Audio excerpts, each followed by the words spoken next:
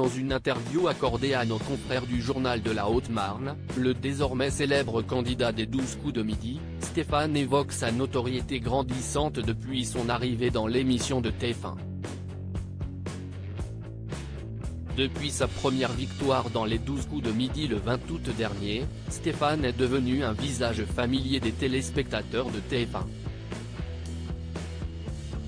Grâce à ses nombreuses victoires, sa cagnotte est élevée à plus de 480 000 €. Son ascension est l'occasion pour le JHM, journal local des Hautes-Marne, dont est originaire le candidat des 12 coups de midi, de lui consacrer un portrait dans lequel il revient entre autres sur sa passion pour la télévision. On s'instruit comme ça, admet-il. Je ne veux pas faire état de ma notoriété dans ce portrait. Au-delà de sa passion pour la télé, Stéphane se confie également sur sa notoriété.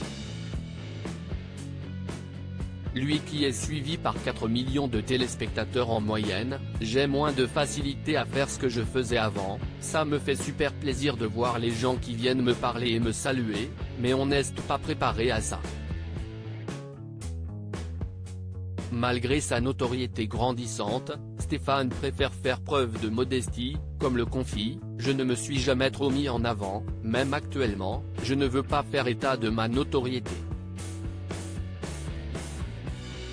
Sa sœur aînée Sandrine, qui n'est pourtant pas candidate dans le célèbre jeu de TF1, est aussi reconnue lorsqu'elle va faire ses courses, si est surprenant, avoue-t-elle.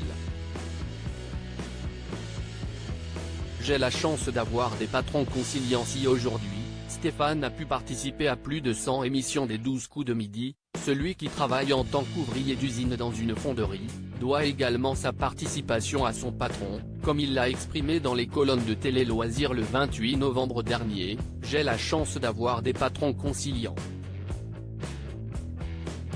J'avais déjà alerté mes chefs que je pratiquais des jeux télévisés et que je pouvais être amené à être absent. Il a assuré toutefois, ils pourraient très bien me renvoyer ou m'imposer d'arrêter le jeu, ce qu'ils ne font pas.